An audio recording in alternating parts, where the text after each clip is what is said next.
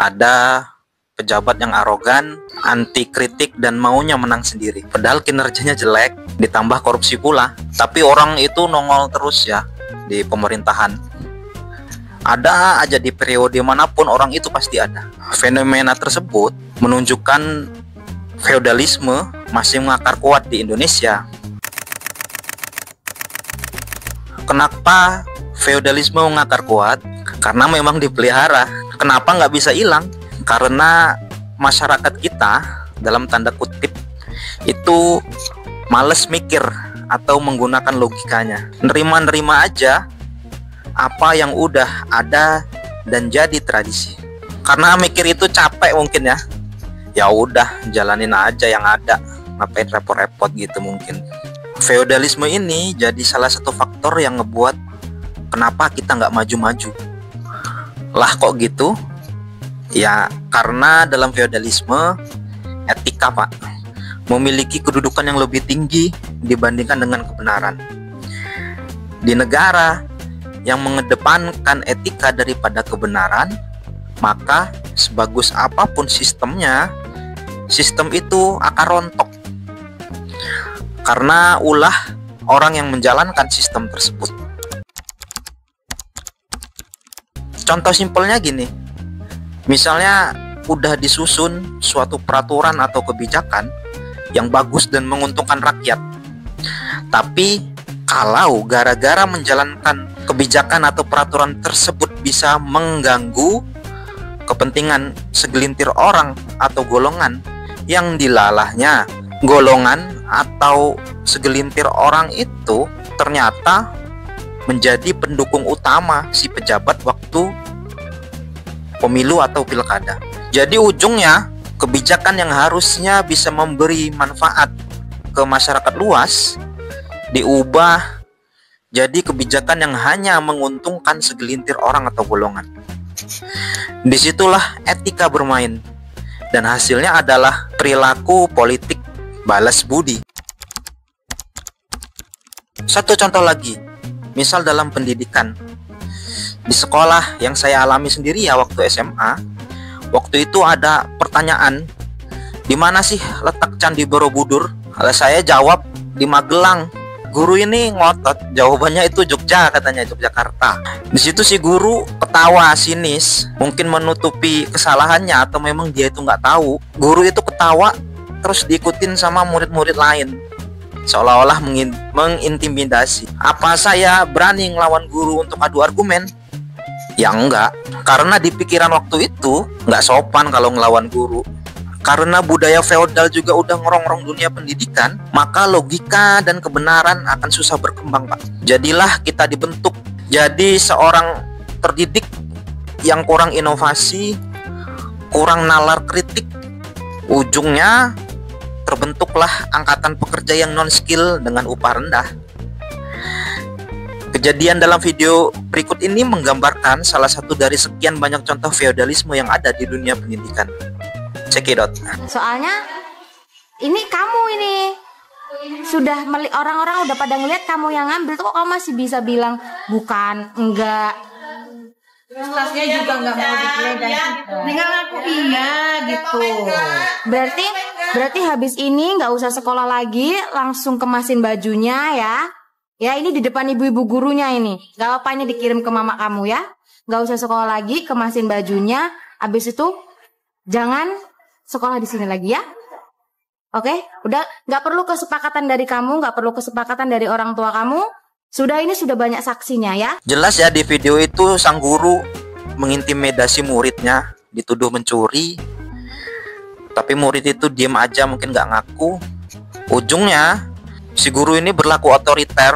Pokoknya katanya itu nggak perlu kesepakatan, nggak perlu adanya persetujuan, besok nggak usah sekolah lagi katanya. Intinya gitu. Udah macam diktator kelas kakap ini gurunya ini. Itu adalah hasil dari feodalisme.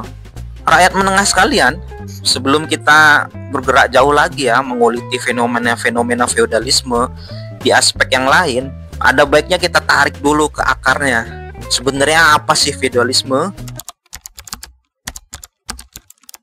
Secara istilah Pak, Feodalisme adalah sistem sosial dan ekonomi hierarkis yang berpusat pada kepemilikan tanah dan hubungan timbal balik antara penguasa, tuan tanah atau bangsawan, dan rakyat jelata pada masa Eropa abad pertengahan. Sistem ini dicirikan oleh hubungan kesetiaan pribadi, kewajiban militer dan politik dari rakyat kepada tuan tanah, serta hak kewajiban yang terikat pada status sosial dan tanah yang dikerjakan. Feodalisme ini memberikan stabilitas dan perlindungan, tapi juga menciptakan ketidaksetaraan sosial dan kekuasaan yang terkonsentrasi pada segelintir orang. Nah, cukup familiar ya fenomena di negeri Antabrata, jauh lah pokoknya, bukan di sini. Ketidaksetaraan sosial dan kekuasaan yang terkonsentrasi pada segelintir orang. Kalau di Indonesia sendiri, akar feodalisme ini berawal dari sistem kerajaan prakolonial ya Pak, yang kemudian diperburuk oleh praktik kolonialisme Belanda yang memanfaatkan bupati sebagai alat kontrol sosial.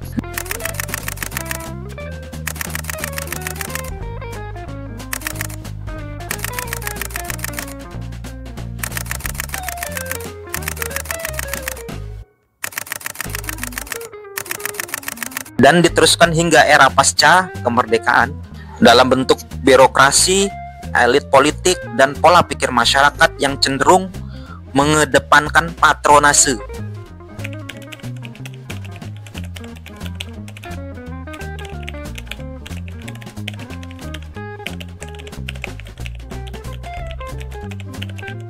Struktur kerajaan sendiri sudah memiliki hubungan atasan dan bawahan yang kuat ya Pak, di mana para bangsawan dan penguasa menikmati kekuasaan mutlak atas rakyat jelata. Itulah ciri khas feodalisme. Lalu Belanda memanfaatkan sistem feodal ini untuk memperkuat kontrak sosialnya dengan mengangkat bupati sebagai alat kekuasaan dan birokrasi. Fun fact ya, bahkan zaman itu sebenarnya yang korup itu tuh bukan pejabat Belanda, tapi bupati-bupati yang ditempatkan di wilayah masing-masing yang memanfaatkan situasi. Meskipun Belanda berusaha kuat merombak struktur feodal, sistem yang ditanamkan melalui birokrasi seringkali mewarisi bahkan memperkuat budaya feodal itu sendiri. Feodalisme terus hidup dalam bingkai patronase, di mana kepentingan pribadi atau kelompok lebih diutamakan dibandingkan kepentingan publik, sehingga melahirkan korupsi, kolusi, dan diskriminasi.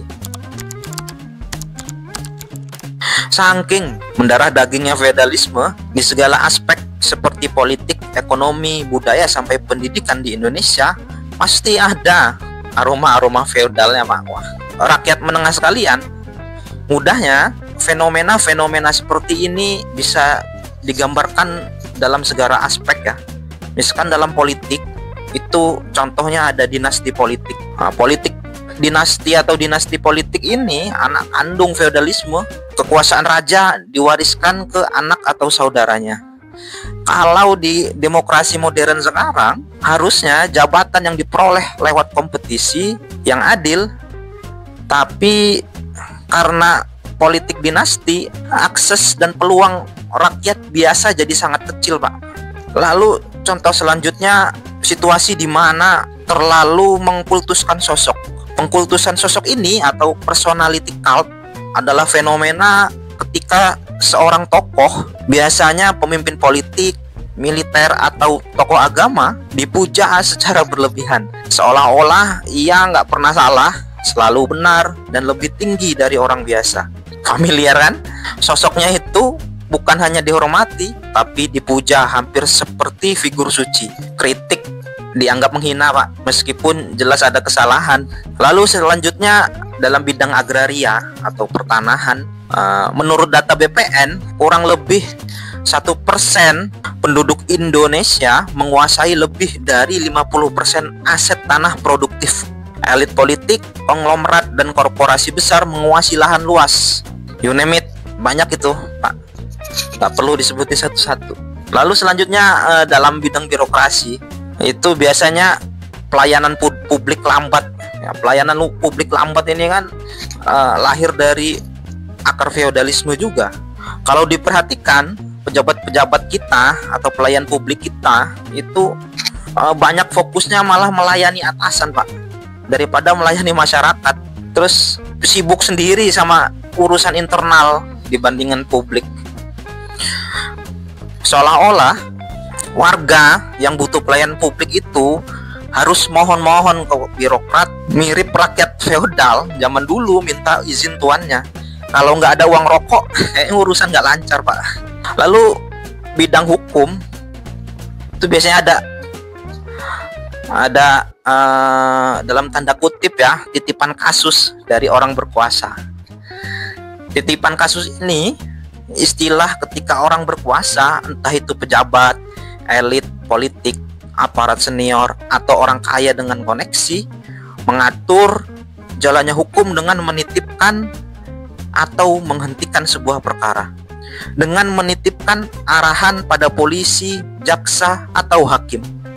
Ini bukan di negara kita ya, negara yang jauh lah, nggak di sini, antah berantah pokoknya. Biasanya titipannya itu berupa perintah untuk mempercepat atau menghentikan sebuah perkara. Seringnya itu nggak tertulis, Mak. Bisa lewat telepon, surat sakti, atau lewat orang dalam ya, bisik-bisik tetangga lah. Lalu selanjutnya fenomena budaya dalam budaya. Misalnya penggunaan bahasa ya, bahasa krama inggil di Jawa itu kan punya tingkatan, Pak. Itu digunakan untuk menghormati lawan bicara yang status sosialnya dianggap lebih tinggi, seperti orang tua, pejabat, bangsawan, atau orang asing yang dihormati. Kata-kata tertentu diganti dengan versi yang lebih halus. Fungsinya bukan sekedar sopan santun, Pak, tapi juga menegaskan hierarki sosial. Dan masih banyak contoh lain sebenarnya. Kalau mau disebutin satu-satu, itu bakal jadi daftar yang sangat panjang, Pak.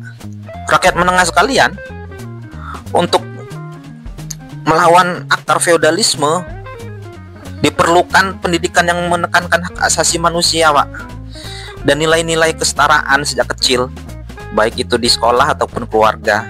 Kalau kita bicara feodalisme, sering banget atau sering kali itu kita menganggapnya cuma masa lalu, era kerajaan, bangsawan, atau para tuan tanah. Tapi kenyataannya jejak-jejak feodalisme ini masih hidup di sekitar kita, Pak.